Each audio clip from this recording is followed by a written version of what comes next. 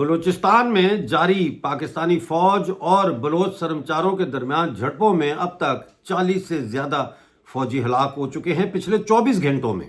ساتھیوں، پاکستان افغانستان کے ساتھ جنگ کر رہا ہے، جنگ مسلط کی گئی ہے افغانستان کے اوپر، اور اس دوران پاکستان نے ایک گھناؤنا جرم یہ کیا ہے کہ سیز فائر کی آفر کر کے، جسے طالبان کی سرکار نے قبول کیا کہ عید الفطر کے موقع پر سیز فائر کی جاتی ہے، اس سیز فائر کو خود ہی انہوں نے ختم کر دیا کنڑ پر حملہ کر کے چاند رات پہ، یعنی افغانستان میں چاند رات پہ انہوں نے حملہ کر کے یہ سیز فائر کی وائلیشن خود کی ہے۔ لیکن اس دوران بلوچستان کے اندر جو جنگ آزادی ہے اس میں تیزی دیکھنے میں آ رہی ہے۔ گزشتہ روز ایک بہت بڑا حملہ ہوا ہے جس میں خزدار میں کرخ میں پاکستانی فوج اور بلوچ سرمچاروں کے درمیان جھڑپیں ہوئیں، اور اس جھڑپ میں بلوچ آزادی پسندوں نے جو سی پیک روٹ ہے اس پر اپنا کنٹرول بدستور جاری رکھا ہوا ہے، اور اس دوران پاکستانی فوج نے 2 کوڈ کاپٹر بھیجے تھے جن کو بلوچ سرمچاروں نے مار گرایا، تباہ کر دیا، اور ان جھڑپوں میں جو ہے پاکستانی فوج کے 30 سے زیادہ 30+ پاکستانی فوجی جو ہے وہ مارے گئے ہیں۔ اب یہ خبر بڑی اہم ہے کیونکہ پاکستانی فوج جو ہے وہ اس وقت کئی محاذوں پر لڑ رہی ہے۔ خیبر پختونخوا میں TTP کے خلاف، افغانستان اور پاکستان کے بارڈر پر افغانستان کے خلاف، بلوچستان میں بلوچ سرمچاروں کے ساتھ نبرد آزما ہے۔ اس کے علاوہ بلوچ ریپبلکن گارڈز نے 19 مارچ کی رات کو 220 kV کے بجلی کے جو بجلی ترسیل جو کرتے ہیں پنجاب کو، وہ نصیر آباد میں وہ 2 بڑے پلانٹس جو ہے ٹاور، ان کو بھی دھماکوں سے اڑا دیا۔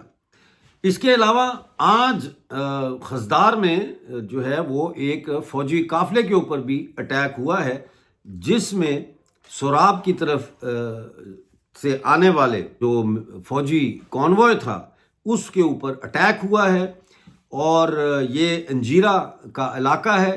یہاں پر ایک ہی حملے میں پاکستانی فوج کے 8 جو فوجی ہیں ان کو ہلاک کیا گیا ہے، اور یہ سوراب سے فوجی قافلہ پیش قدمی کی کوشش کر رہا تھا، اور اسے پہلے کہ وہ پیش قدمی کرتے سوراب میں ہی فورسز پر حملہ داغ دیا گیا۔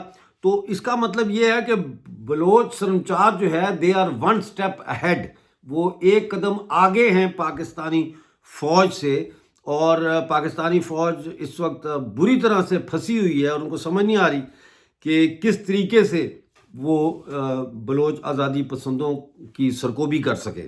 خزدار کے علاقے بلبل میں نامعلوم افراد نے ایک گاڑی پر بارودی سرنگ سے دھماکہ کیا، اس میں پاکستانی فوجی سوار تھے، اس کو بھی نقصان ہوا، لیکن ہلاکتوں کی کوئی تفصیل ہمارے پاس ابھی تک نہیں آئی۔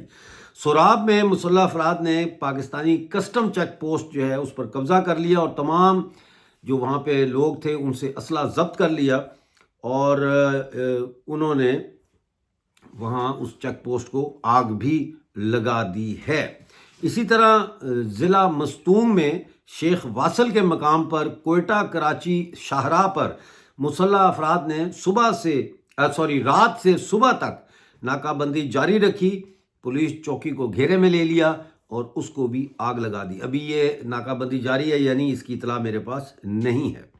اسی طرح زہری میں پاکستانی فورسز کی گاڑی پر دھماکہ ہوا ہے، اور اس دھماکے میں بھی ہلاکتوں کا اندیشہ ہے۔ لیکن اس سے بھی ایک بڑی زبردست خبر جو آئی ہے وہ ہے افغانستان کے حوالے سے، کہ افغانستان کے جو عالم دین ہیں انہوں نے پاکستانی عالم دین جو ہیں ان سے اپیل کی ہے کہ وہ بلوچستان کی حمایت کریں، بلوچستان میں جاری جو جنگ ہے پاکستان کے خلاف اس کی حمایت کریں، اور انہوں نے پاکستانی فوج کو بھی بہت تنقید کا نشانہ بنایا گیا ہے۔ اس کے اوپر ہم ایک علیحدہ پروگرام کریں گے اور اس میں اس پر ہم بات کریں گے۔ اس وقت کی جو صورتحال ہے وہ بظاہر تو یہ نظر آ رہا ہے کہ جنگ پھیل رہی ہے.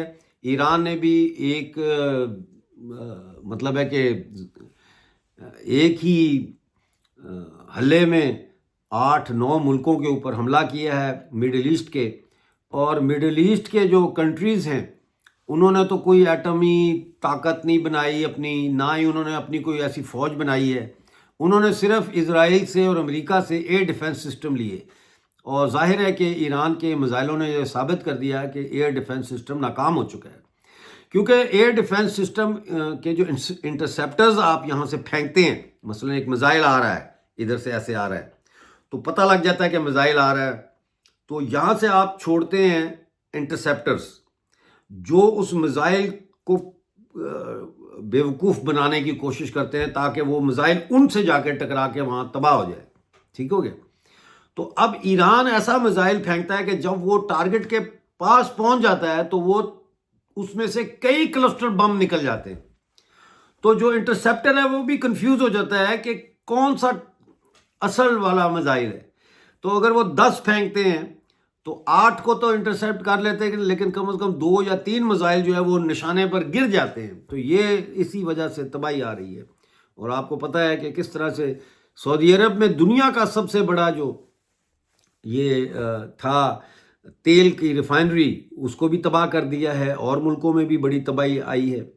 تو یہ صورتحال اس وقت جاری ہے. مجھ سے یہ پوچھا جاتا ہے کہ ڈاکٹر صاحب افغانستان کو کیا کرنا چاہیے. بھئی میں کسی کو کوئی مشورہ نہیں دے سکتا، لیکن جنگی حکمت عملی کا یہ تقاضا ہوتا ہے کہ آپ اپنے جب 2 دشمن آپس میں لڑ رہے ہوں تو اس دشمن کی کمزور جگہ پر آپ حملہ کرتے ہیں. اور پاکستان کی کمزور جگہ خیبر پختونخوا اور بلوچستان ہے. پاکستان کیا کرے؟ پاکستان کے لیے تو ایسی کوئی چوائس نہیں ہے، کیونکہ افغانستان کے اندر کسی بھی صوبے میں افغانستان کے خلاف کوئی بغاوت نہیں ہے جس کو پاکستان استعمال کر سکے افغانستان کے خلاف، افغانستان کو ڈی سٹیبلائز کرنے کے لیے. پاکستان اپنی آخری آرام گاہ یعنی تاریخ کے قبرستان کی طرف بڑھ رہا ہے. پاکستان نہیں بچے گا، میری یہ اسیسمنٹ ہے. بہرحال ملتے ہیں اگلے پروگرام میں. اس وقت تک کے لیے مجھے اجازت دیجیے اور اپنا بہت سارا خیال رکھیے.